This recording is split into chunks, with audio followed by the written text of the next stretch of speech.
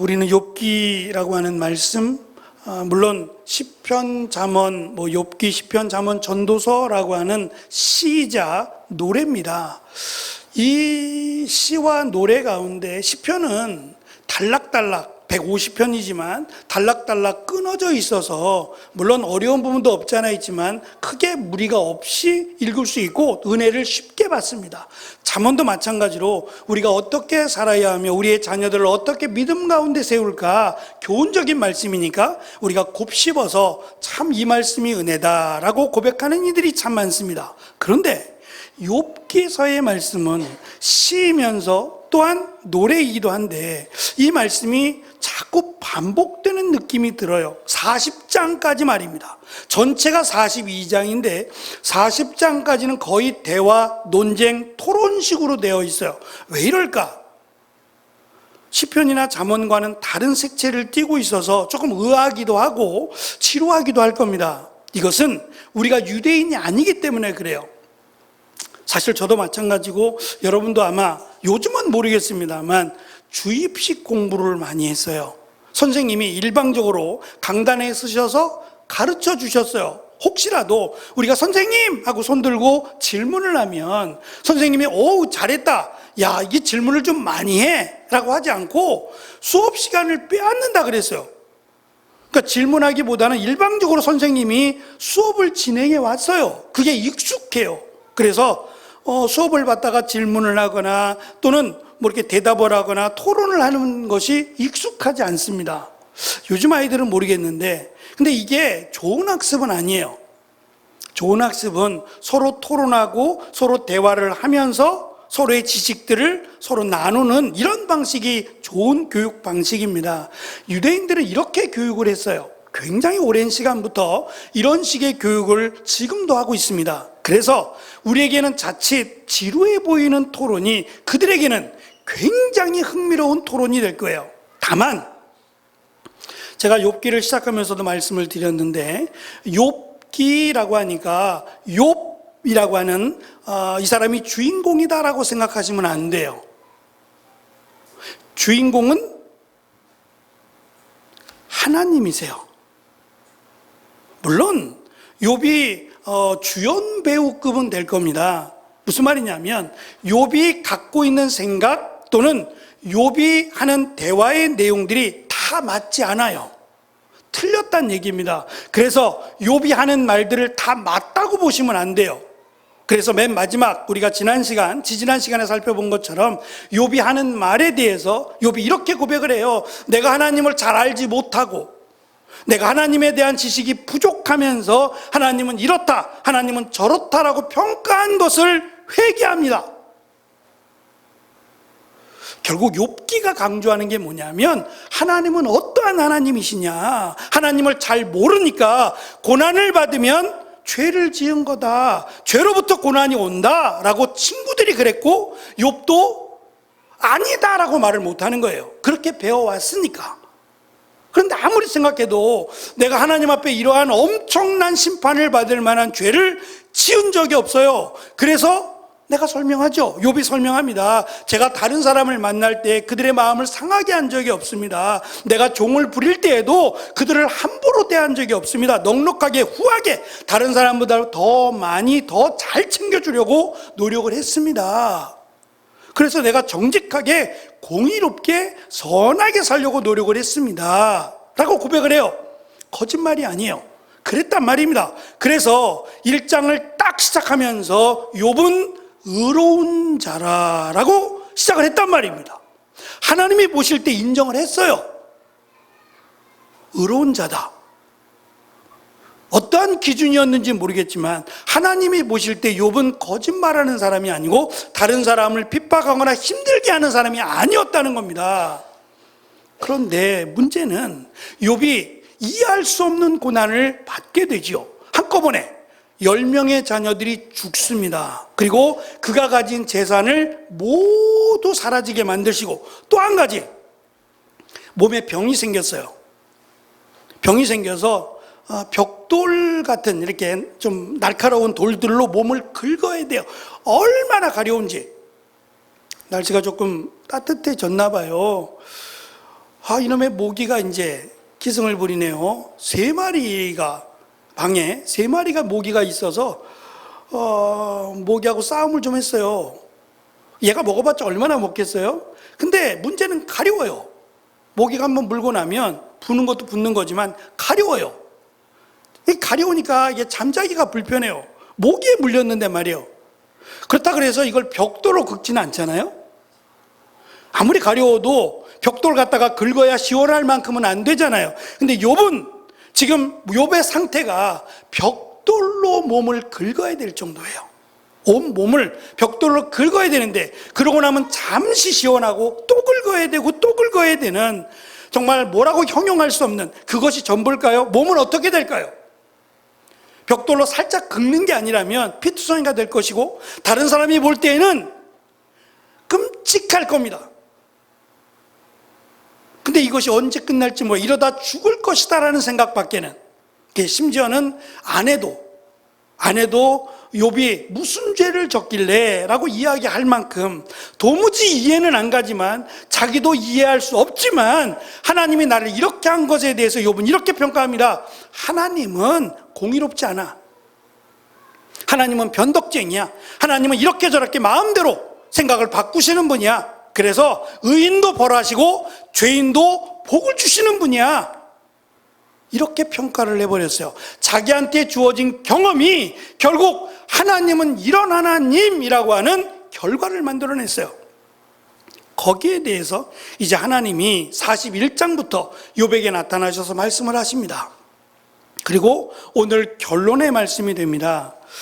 우리가 읽은 말씀이 결론의 말씀 끝부분입니다. 이제 욥기가 끝나게 되는데, 이 결론의 말씀을 읽으면서 41장부터 42장을 읽으면 이제까지 우리가 궁금해했던 내용들이 나오게 되는데, 그 궁금한 내용들에 답을 주지 않아요. 예를 들면 엘리후라고 하는 세 친구 말고 엘리후가 나중에 등장해서 욥을 가르칩니다. 꾸중하고 바른 지혜를, 바른 지식을 가지라고 가르쳐 주는데, 왜 엘리후는 하나님 앞에 벌을 받지 않는지, 엘리후가 정말 의로운 말을 했는지 답하지 않아요. 또 사탄이 시작을 했어요. 사탄이, 하나님, 욥이 잘 안 되면, 욥이 하나님으로부터 재앙을 받으면 분명히 하나님을 저주할 겁니다. 이렇게 말을 했거든요. 이렇게 시작된 줄다리기가 지금 하나님으로부터 욥이 2배의 복을 받는데, 그러면 사탄은요? 사탄은 어떻게 됐는지, 사탄은 뭐라고 말하는지에 대한 내용이 없어요. 마지막 세 번째는 1장에서 아들이 7명, 딸이 3명이었어요.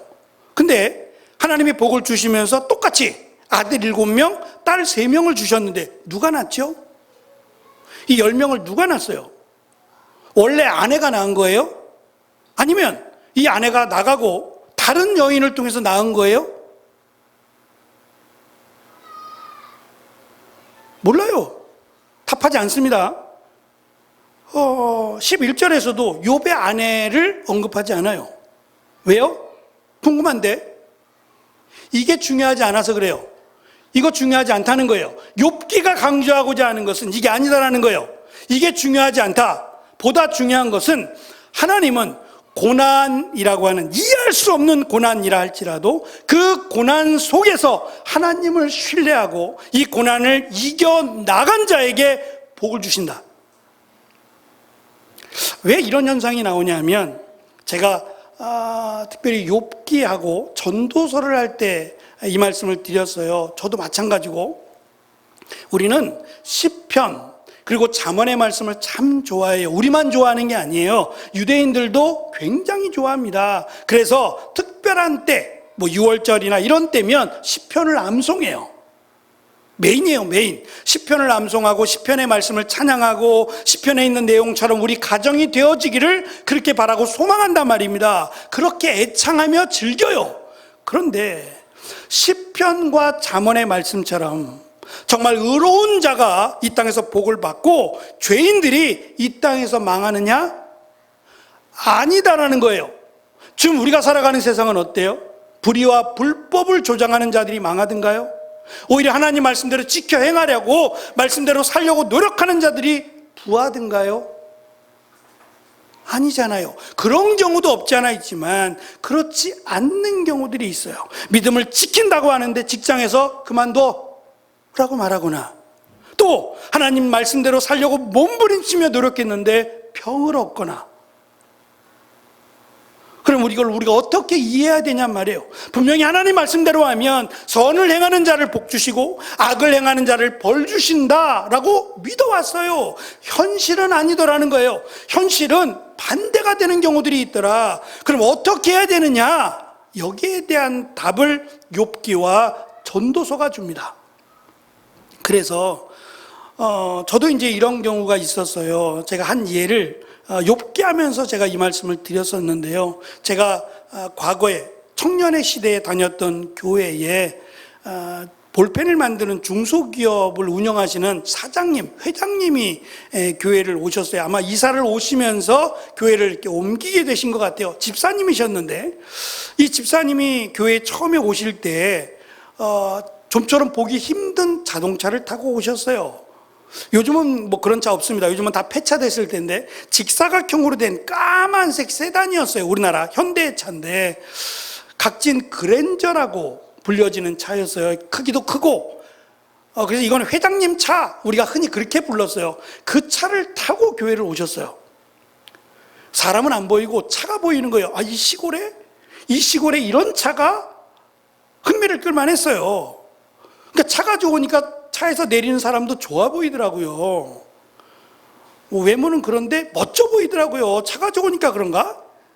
그랬단 말이죠. 저만 그런 생각했을까요? 많은 분들이 야, 우리 교회에 이런 분도 오셨네 라고 어깨가 이렇게 올라가더라고요. 은근히. 그런데 몇 달이 안 돼서 사업이 망했어요. 부도가 났어요. 근데 이분이 오셔서 내가 회장이야 라고 그런 게 아니라 정말 겸손하게 예배마다 참석해서 열심히 잘 예배를 드렸어요.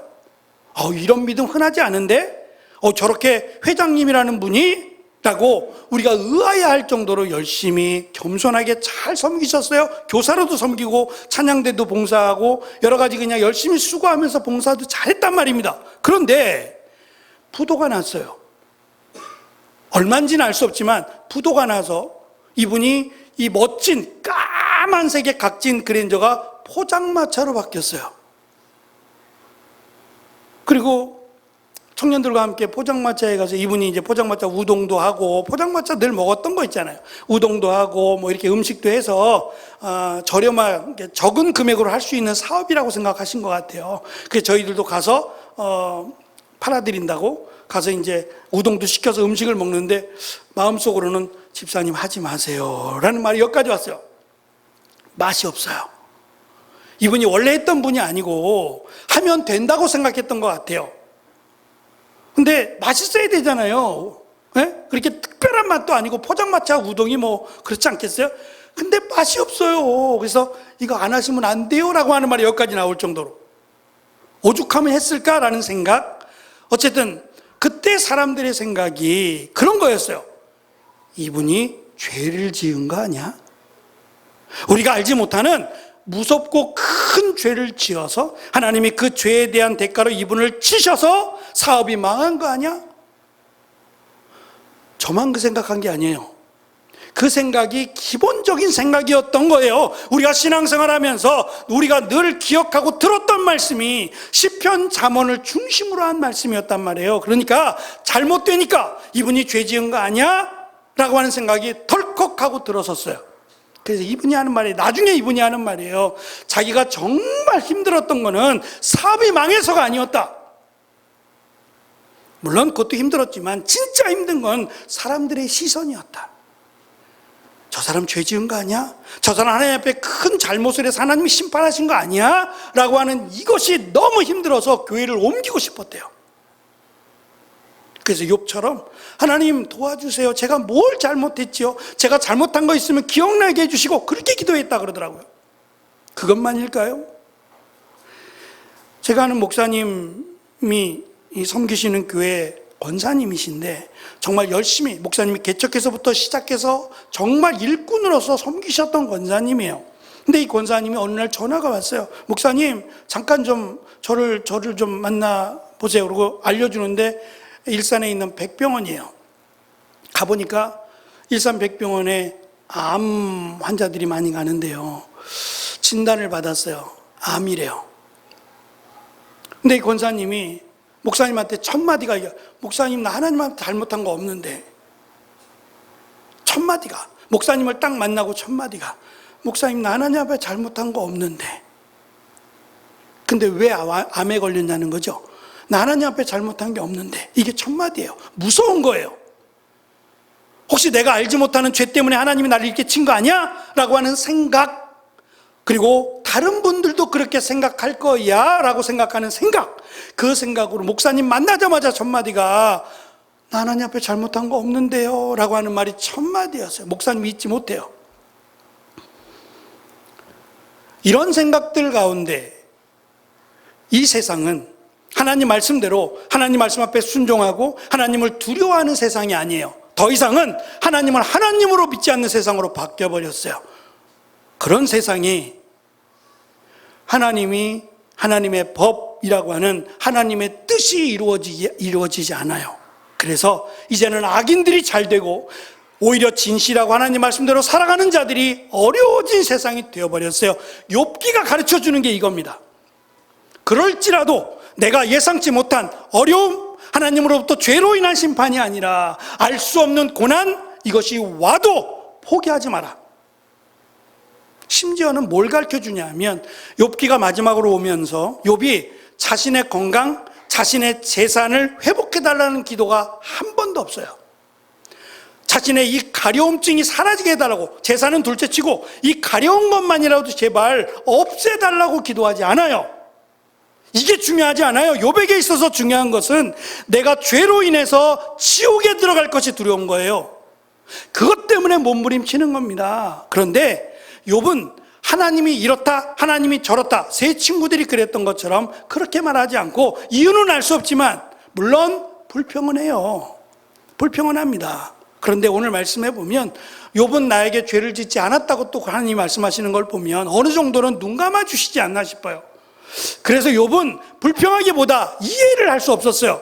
그래서 하나님 앞에 제가 생각하는 거는 따지려고 도대체 왜 나에게 따지려고 하나님을 만나려고 했고 결국 하나님을 만났어요. 그때 하나님이 욥에게 너 이런 죄 졌어 1번, 2번, 3번 말씀하지 않아요. 그리고 대신에 하나님께서 이 땅을 어떻게 창조하셨는지, 누가 창조하셨는지에 대한 비밀을 물론 알고 있지만 말씀하셨어요. 저기 하늘을 나는 새를 봐라, 독수리를 봐라, 너가 생각할 때 무시무시하다 여겨지는 저 포악한 짐승 리워야단이라는 베못이라고 하는 짐승을 생각해봐. 이 짐승은 없었으면 좋겠지? 이 짐승은 포악해서 다른 짐승을 잡아먹기밖에 안 하잖아. 그러니까 이 짐승은 아예 사라져버리면 좋겠다라고 생각할지 모르지. 그러나 이런 것들도 하나님이 만드셨다. 너희가 이거 이해할 수 있느니? 욥에게 너는 이해할 수 있어? 왜 하나님이 이런 것까지 만들어 놓으셨는지 이해할 수 있어? 제가 이 말씀 드렸어요. 하나님이 이스라엘 그 주변 국가들, 에돔이나 아람이나 이런 주변 국가들을 하나님이 다 없애버리실 수 있어요. 그런데 사사기에 보면 이런 말씀이 있어요. 하나님이 저들을 남겨두셨다고요. 하나님이 힘이 딸려서 남겨두는 게 아니에요. 저들을 남겨두셨다. 왜냐하면 이스라엘의 채찍막대기로 쓰려고, 이스라엘이 하나님 앞에 거역하고 말 안 들을 때 이들을 들어서 이스라엘을 치게 하려고 채찍막대기로 쓰려고 남겨두셨다는 거예요. 하나님이 정말 심판하시는 하나님이라면 이스라엘은 진작 사라져야 돼요. 또한 우리는요, 하나님 앞에 나는 죄가 없어요, 하나님 앞에 나는 의인이에요 라고 말할 사람이 이 땅에 있을까요? 털어서 먼지 안 나는 사람 없고, 먼지가 아니죠. 너무 하나님 앞에 죄송하고 하나님의 은혜를 구해야 마땅한 우리를 하나님이 잣대를 대고 심판하시면 구원받을 사람 아무도 없어요. 우리가 잘 아는 사도 바울도 그렇게 고백합니다. 내 안에 두 가지의 마음이 있대요. 사도 바울 같은 사람도 말이에요. 나에게 두 가지의 마음이 있어서 늘 싸운대요. 하나님을 향한 거룩한 마음, 죄악된 마음들이. 물론 그것에 대해서 정확하게 이야기하지 않지만 그것이 인간이에요. 밉고 얄미운 사람 보면 사랑하는 마음이 생기든가요? 그런 분도 계시겠지만 싫어요. 나에 대해서 좋게 말하기보다는 비꼬 와서 말하는 사람 보면 배기 싫어요. 아이 꼴 보기 싫어. 저도 그래요. 김진찬 성도님 몰랐죠?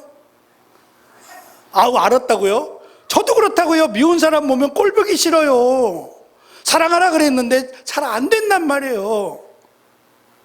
우리의 모습이 그래요. 우리의 모습이 솔직하게. 그럼에도 불구하고 우리가 구원을 받을 수 있는 것은 하나님이신 예수님이 우리의 죄를 대신하여 죽으시고 부활하심으로 그를 믿는 자는 구원을 받는다라고 하나님이 약속하셨기 때문입니다. 다만 우리가 이제는 하나님의 자녀가 됐고 또 구원받은 하나님의 백성이 됐으니까 노력하는 거예요. 그렇게 안 하려고, 사랑하려고, 조금 더 말씀대로 살아가려고 노력하는 거지 완벽한 사람은 없어요. 제가 말씀드릴 때 사탄은요 라고 말씀을 드렸어요. 사탄에게 특별히 말하지 않아도 사탄은 저가 하나님을 원망하고 하나님을 불평할 겁니다. 그리고 하나님을 떠날 겁니다 라고 얘기했는데 안 됐잖아요. 그렇게 안 됐으니까 결국은 사탄은 꼬리를 내린 거예요. 꼬리를 내리고 수치를 당하고 모욕을 당했기 때문에 더 이상 말하지 않는 겁니다. 욥의 친구들에게 말합니다. 보통은 잘 사는 사람 또는 좀 부자면 소 한 마리를 번제로 드려요. 소 한 마리를. 근데 오늘 우리가 읽은 말씀에 보면 소 7마리, 숫양 7마리를 잡으래요. 이 정도 되면 이 죄가 얼마나 크다라는 것을 우리는 깨달아야 돼요. 보통 우리가 번제를 드릴 때 부자들은 소 한 마리를 드린단 말이에요. 근데 이 죄가 욥을 함부로 평가하고 하나님을 함부로 평가하고 욥을 책망하고 저주하기까지 한 그 죄가 소 7마리, 양 7마리에 해당되는 죄예요. 무슨 말이냐면 우리가 다른 사람을 평가하는 거에 대한 하나님의 분노가 크다는 겁니다. 우리가 말 조심해야 될 이유가 여기 있어요. 소 한 마리로 끝날 죄가 아니에요. 이거는 소 7마리, 양 7마리를 번제로 드려야 할 만큼 가장 심각한 성경에 기록된 죄악들 가운데 이렇게 무거운 번제는 없단 말이에요. 그것 한 사람이 말이에요. 그렇다면 내가 다른 사람을 평가하고 너는 이런 죄를 졌으니까 라고 비난하고 정죄하는 것은 무서운 죄에 해당된다는 걸 깨달아야 돼요.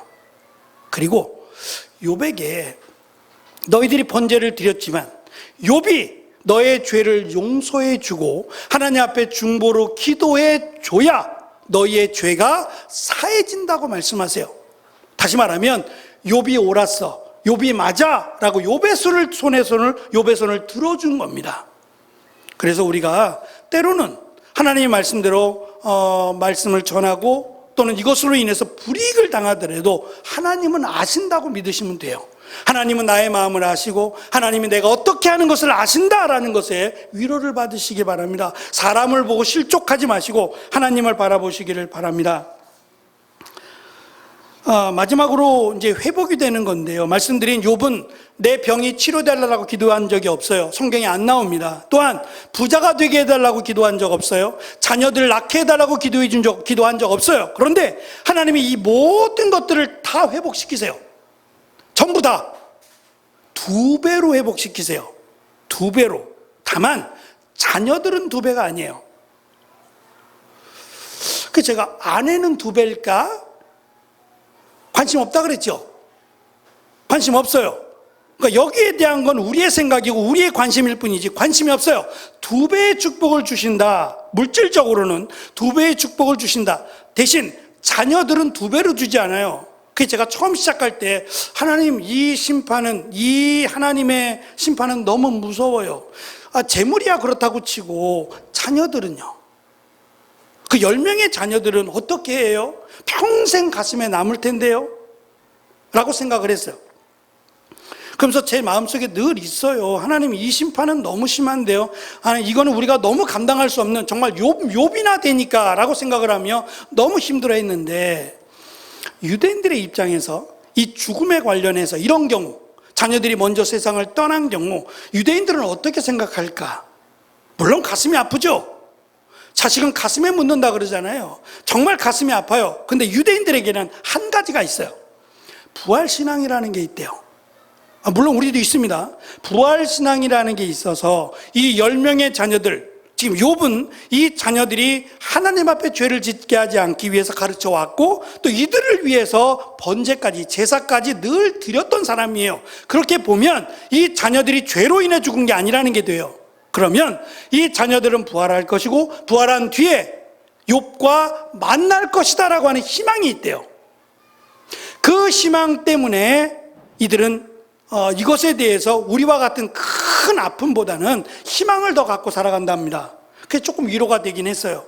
그래도 어렵지만, 근데 하나님께서는 10명의 자녀들을 다시 주셨어요.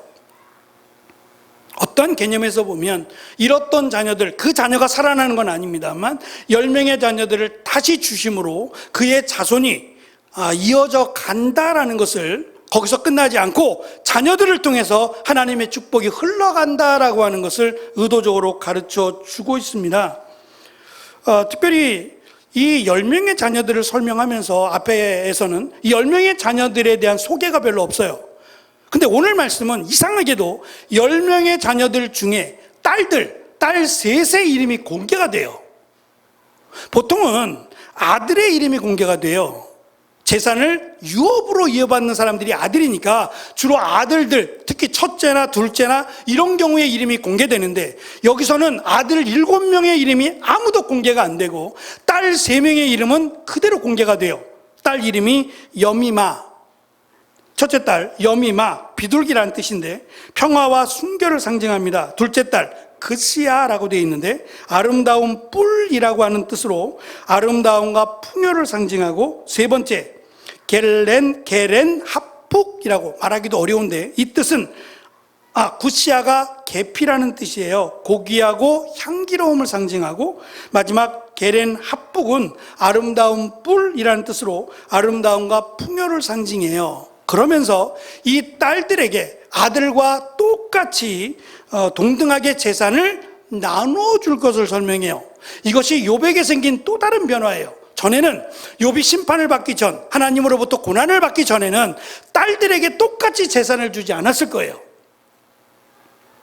그들의 율법에 따라 아들이죠. 큰아들에게는 3분의 2, 작은아들에게는 3분의 1 이런 식으로 나누어서 배당을 해줬어요. 그런데 지금 자신이 고난을 받고 하나님의 뜻을 받고 나서 하나님이 원하시는 뜻이 무엇일까를 생각해 보니 10명의 아들들에게 골고루 나눠주는 게 하나님의 뜻이다 이거예요. 큰아들을 더 주고 막내는 적게 주고 이게 하나님의 뜻이 아니라 하나님 앞에는 10명이 다 소중하다. 10명에게 골고루 나누어 주자. 딸들에게도 똑같이 나누어 주자라고 하는 것으로 바뀌었다는 거예요. 다시 말하면 하나님 앞에 자녀들은 다 소중해요. 우리 10명의 자녀가 있으면 손가락이 10개예요. 우리 옛말에 그렇잖아요. 깨물어서 안 아프는 손가락이 어디 있어요? 오히려 미운 놈 뭘 줘요? 떡 하나 더 줘요. 왜 줘요? 체하라고? 미운 놈 떡 하나 더 준대요. 왜요? 말이 안 되잖아요. 미운데 왜 떡 줘요? 미운 놈 떡 하나 더 준다. 마음이 더 간다는 얘기예요. 미운데 미운 만큼 마음이 더 간다는 얘기예요. 그게 부모의 마음이에요. 그래서 자식을 낳아보지 않으면 부모의 마음을 모른다고들 이야기하시는 거예요. 자식을 낳아봐야 돼요. 속상하니까 이 자식 버리는 부모 세상에 없어요. 더 마음이 쓰이고 더 기도하고 더 하나님의 은혜를 구하죠. 욥이 겪어보니까 10명이 다 소중하더라. 마음이 바뀌었어요. 거기에 대해서 하나님이 복을 또 하나 주시는데, 오늘 말씀해 보면 나이가, 욥은 사실 죽기를 바랬어요. 나 죽었으면 좋겠다. 생애를 저주하고 죽었으면 좋겠다 그랬는데 하나님은 욥을 죽이기는커녕 연수를 늘려주셨는데, 얼마나 늘려주냐면 우리가 읽은 성경에는 16절 140년을 더 살면서 이렇게 돼 있어요. 번역을 이렇게 했어요. 140년을 더 살면서, 그럼 얼마나 더 산 걸까? 보통 모세가 시편 90편 10절에 보면 보통 우리나라의 수를 70으로 잡았어요. 강건하면 70이요. 그랬단 말이죠. 그러면 70에다가 배를 더 살아서 140년을 더 살았어요. 그럼 몇 년이에요? 210이에요. 이 말인가? 아니면 기본적인 날수를 70년이라고 했는데 2배를 더 살았으니까 140년을 산 걸까? 각자의 믿음대로 하세요. 나는 그래도 하나님의 복을 주셨으니까 이왕이면은 210살까지 살았으면 좋겠다. 210살이에요. 네, 그래도 괜찮아요. 뭐 하나님이 그거 못 하시겠어요? 근데 보통은 연수가 70년이라 그랬으니까 2배를 살았다 하니 140년을 살았다 해도 괜찮아요. 2배를 산 거니까. 대신 4대를 받대요. 4대. 조중희 집사님 지금 4대 보셨어요? 4대? 손주까지 다 하면 4대가 돼요? 4대까지 보세요.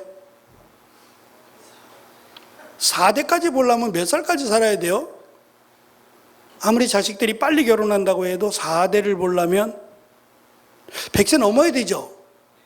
100세 넘어야 되는 것 같아. 증손주가 결혼해서 그 손주를 보려면 좀 더 사셔야겠네. 집사님, 좀 더 사셔야겠네. 4대를 본대요, 4대.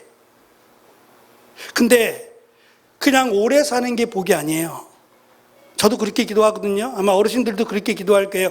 오래 살기만 하는 건 복이 아니에요. 하나님의 은혜 가운데 건강하게 행복하게 사는 게 복이에요. 제가 글을 읽다가 우리나라가 지금 잘 살아요. 세계에서 부러워할 만큼 잘 살아요. 그런데 이 잘 사는데도 불구하고 행복 수치는 굉장히 낮아요. 정말 이해가 안 가리만큼 낮아요. 저는 행복합니다. 저는 지금 너무너무 행복합니다. 여기다가 저만 볼 수 있게 여기다 손을 이렇게 들어보세요. 여기다 가슴에다가 저는 행복합니다. 가슴에다가 저는 행복함. 큰일 났네. 전 행복한 줄 알았는데 왜 그러냐? 조사를 했어요. 왜 한국 사람들의 행복 수치가 이렇게 떨어지느냐? 조사했더니 문제가 뭐냐 하면 비교하는 것 때문에 문제래요. 저 사람은 저 차를 타고 다니는데, 저 사람은 저 집에 사는데, 저 사람은 해외여행 가는데, 저 사람은 이것 있는데 라고 하는 비교 때문에 행복하지 않답니다. 행복하셔도 돼요.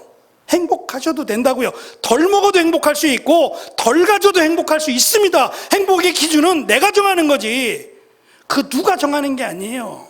욥은 알았어요. 이제는 내가 긁지만 않아도 행복합니다. 이제는 내가 하나님 앞에 있기만 해도 행복합니다. 물질이 없어도 행복하고요. 거기에 마음이 없어요. 이제는 우리도 정말 하나님만으로 행복하고 무엇이 은혜인지를 깨달았으면 좋겠어요.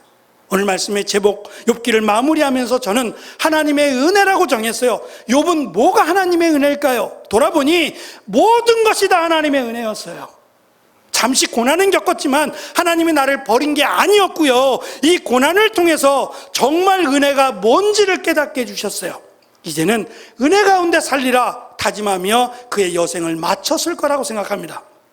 우리도 주님 부르시는 그날까지 나에게 주신 은혜, 예수 그리스도를 믿게 하시고 믿음으로 구원받은 은혜, 그리고 하나님을 내가 아버지라 부를 수 있는 은혜, 하나님께 기도하면 하나님의 기도를 들으신다 하신 은혜, 이 은혜를 기뻐하고 행복하게 살아갈 수 있는 우리가 되었으면 좋겠습니다.